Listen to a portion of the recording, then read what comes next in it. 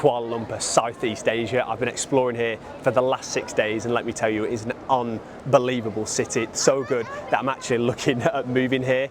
If you're looking for a little bit of inspiration of why you should come here, you are in the right spot. We're going to be taking you through the best things to do, things to see, the activities, the bars, the rooftop bars, of course the Petronas Towers, the infamous Batu Caves, and of course, naughty rooftop pools like this. This is actually on the 51st floor of our hotel, which is absolutely ridiculous. We are pretty bougie backpackers, as you well know. So yeah, do me a favour, do yourself a favour, hit that subscribe button. Let's get into it, baby.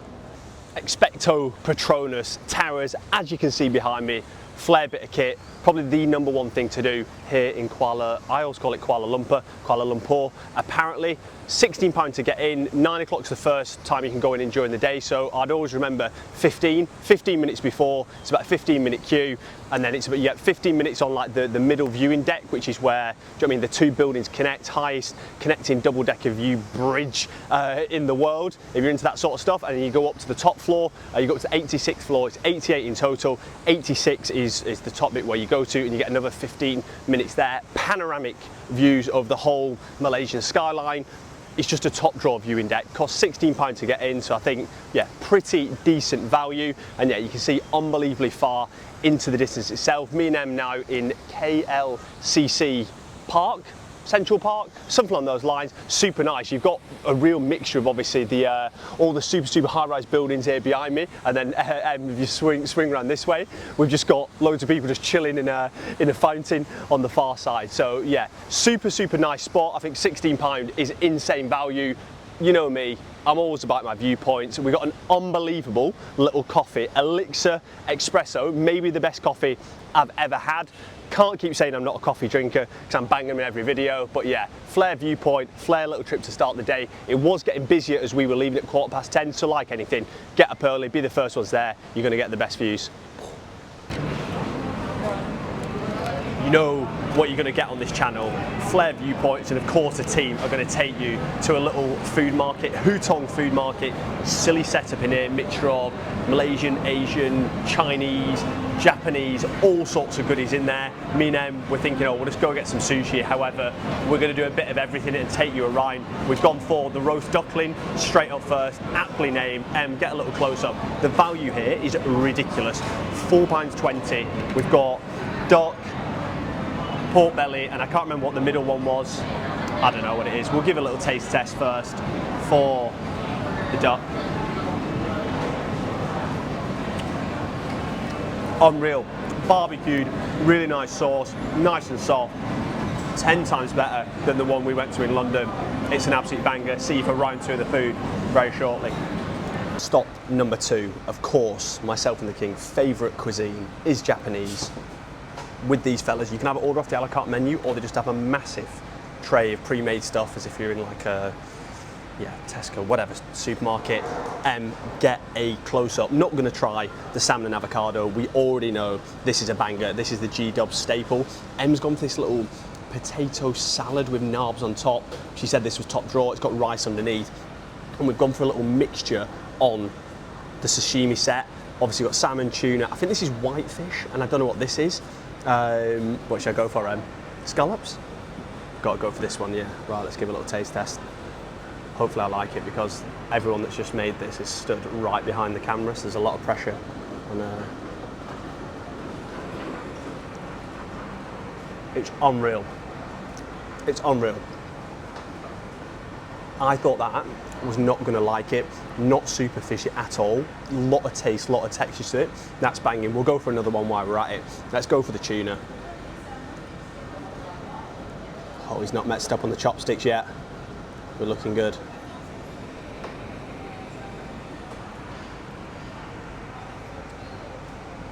It's absolutely sensational. From one chef to another, I'm going to go and have to have a word. That's banging. 10 out of 10 for me on the Japanese. That is so good. Final little stop in the little food markets place, Takomi, little craft ale spot. G-Dub sourced it, spotted it out. We've got a nice little table on the corner. They did have a range of beers, or thought they did, on draft. I was going to go for a little porter, a little IPA number, but they only had an English IPA, and I was like, that's a bit outrageous. So we went for a little local red ale, not a fan favourite from me, but you know, I mean, any beerwara is going to set us on, I mean, good pace for the day. Em was on a little melon sweet wine, which, to be fair, she normally isn't a sweet wine drinker. As you well know, it's always cold, dry, pale rosé. But yeah, that was absolutely top draw. They say you learn something new every day. Em learned two things today: what a beer khaki is and what a bukkake is. So if you know, you know. But yeah, couldn't recommend the markets enough. Insane amount of options, silly value in there. It was like £4 for the, I guess the duck dish we got, and it was like £14 for all the sashimi and all the sushi, and then beers and wines were about £4 or £5 each, so insane value. Get yourself in the mix there. Rooftop bar review time. Just been in helipad, aptly named old helicopter pad, and they've basically got your mum and dad's furniture and just whacked it on the rooftop. Very relaxed place. You have to pay 100 each to get in, and that gets you 2 cocktails, which is, do you know what I mean, works out what, £7.30, £7.50 a cocktail. Definitely not a super fancy place, but more of like what I would class as like a bar, bit more atmosphere. You're sat quite close to people on tables and stuff. Nice views. You've got to take it with a grain of salt, because we went up there after it just absolutely hammered it down. So yeah, very different to some of the other places we've kind of been to when you've got like the sun beating down on you, and it's a bit better view and stuff. But yeah, still panoramic views the whole way around the outside. We got a little bit of food, went for a little pizza, not anything I'm going to be writing home about, and then got a little popcorn chicken type stuff, which was pretty decent. In terms of the cocktails, the ones where you pay ahead of time, you can only get 4 different cocktails: a strawberry daiquiri and 3 of their own ones they make up themselves, which are all pretty good. Do you know what I mean? You can actually taste some alcohol in them, which is always a positive. I'd probably give it a 6 out of 10. We went to an absolute banger, Vertigo bar, top of the Bayon Tree. Unreal, a couple of days ago. I'll overlay some clips now, but this is a lot more exclusive type bar. Free to get in, you know, obviously order cocktails off the menu. It worked out about £10, £9.50, £10 a cocktail. All the cocktails were elite. There's like 50, 60, 70 you can choose from. You weren't restricted with the, oh, you pay to get in and then go up there. So yeah, that was a kind of a lot more exclusive type place. Really nice place to like kind of watch the sunset in the distance. Great view of the Petronas Towers, and yeah, just a lot more, I'd say, fancier place depending on what you're looking for. So I'll give that an 8 out of 10, and we've got 2 more coming up very shortly. We have some good news and bad news. Rejected entry from Skybar 51. It was ridiculous over there. There was like Bentleys and all sorts. Check the outfit. This is what I got rejected in. Smart shorts, do you know what I mean? Flare calves and a nice polo. However, Emma King, as always, straight on her phone, found Teresa Bar. Amazing setup in here. Nice low lighting. Lovely little kind of tea lights in the backdrop. Super friendly staff. And when I say the cocktails are banging, they're absolutely top drawer. Move around this way, get a little close up. I'm on a little rum and banana number with a chocolate mint leaf on top and some Cointreau. You've got to eat the mint leaf with the banana and have a drink of that. I've already had one before, it's banging and it is absolute rocket fuel. Is on a little basil infused, what is it? Little lemon number. I'll give this a try, she doesn't know this, but.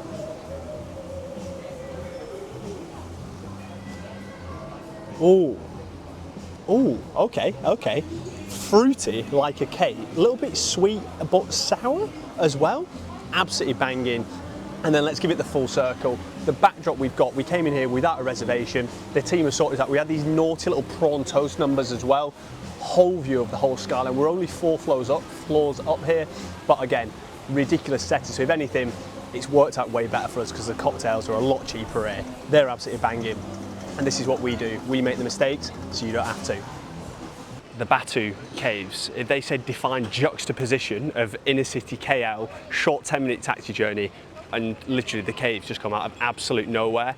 Me and Em got up super early this morning, 5:45, to get here before there was no crowds. I would say do that in terms of if you want pictures of no one in, and obviously it was a super nice, quaint environment this morning, walking up the steps, and obviously a little bit cooler for the ginger and the northerner, but I think the beauty of the steps themselves is in the colours, and obviously when it is dark, when there's no sun, you can't see that. So yeah, you want to come as the sun is rising, but yeah, not too early, because obviously yeah, we were probably slightly early this morning. In terms of the steps themselves, there's all nice kind of different like religious buildings as you get here. It's free to go in, and if you want to go into further caves and caverns, you have to pay to go in. Obviously me and Em just kind of had a wander, had a chat to a few different people, and then just taking a few of the old JPEGs.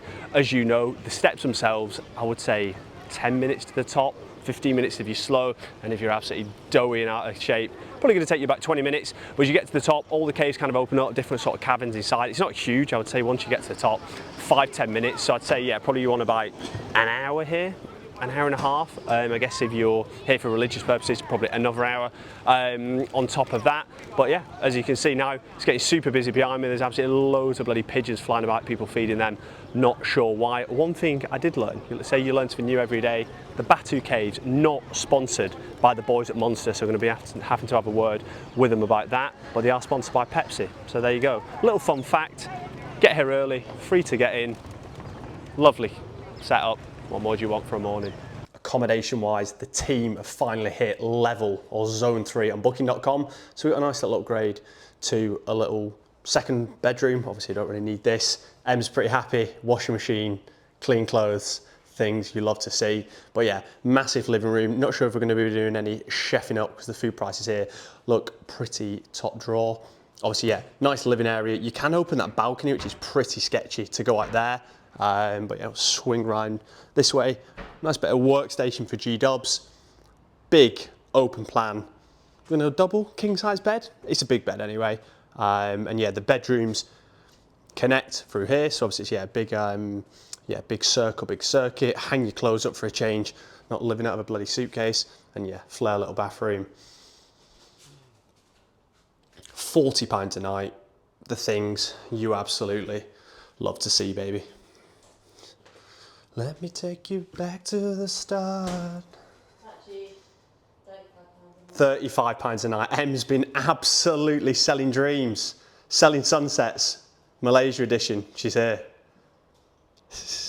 And this is the absolute ruthless setting at the top of our building. We're at the tippity top, but we're only halfway up. The 51st floor, panoramic views all across that Kuala Lumpur skyline. Flare infinity pool. It does get pretty busy here, and the best spot is far right for photos. So yeah, trying to get in there later on in the day when we actually got in was carnage. But yeah, nice little spot at night. The only thing they're missing here is a bar, or there is actually a bar, but you can't take drinks to the pool. Even just a little coffee, little caffeine, little Coca-Cola. Get that in the bones. But yeah, banging setup. And then this gym, again, is on the 51st floor. Flare views, not the best gym, but hotel gym. You take what you're given. But yeah, nice little spot if you're doing some cardio, running, cycling. I was trying to get a bit of a workout in, some chest, some shoulders, some back, some abs, trying to locate the calf muscles. But yeah, you could get a few bits done in here. Nothing to write home about, and obviously Inferno Fitness, always the best, baby. 2 banger tips / recommendations. Skin fade, you want to go to Ace Barber's, been there twice in 8 days. Absolutely lethal on the skin fades. It's about £7.50, so also very good value. But the major tip, somewhere to eat. I would say this is like a really fancy restaurant, to be honest. You go there for a nice lunch, but probably more of a dinner vibe. Kazuma, my favourite cuisine, Japanese. This place is like an upmarket Japanese place. £20 per person for a drink, all the food that you kind of see in front of you now. Insane. Chicken cutlet curry with rice, gorgeous rich sauce. I had obviously 2 lots of sushi. Em had obviously different things in there, prawn tempura. She had this like salmon and box on the first day, and it was just absolutely ridiculous flavours. Soy sauce, wasabi.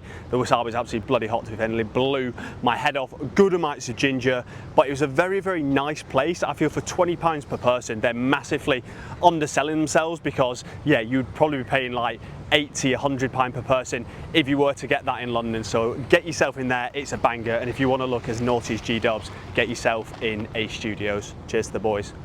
Kuala Lumpur outro. I'm absolutely gutted that we just walk for a treat. Absolutely gutted that we have to be leaving here. Honestly, I said at the start, but I can see myself living here. I feel as if it's a super forward-thinking place. I think the people super friendly, a super safe place as well. I keep banging on about being a solo traveller, a couple traveller, all that sort of stuff. You would absolutely feel safe here as either of those. In terms of the best things to do, I'm always a sucker for a viewpoint. Do you know what I mean? Ridiculous overhead now. So yeah, Petronas Towers, insane viewpoint. The Batu Caves, I think definitely go and visit, but I didn't know kind of what I was expecting there, but I wasn't absolutely blown away. Still super, super nice with all the colours on the steps. And I'm sure obviously has a lot of religious significance. Food-wise, Kazuma for an evening meal, but you have to go to the Hutong Markets.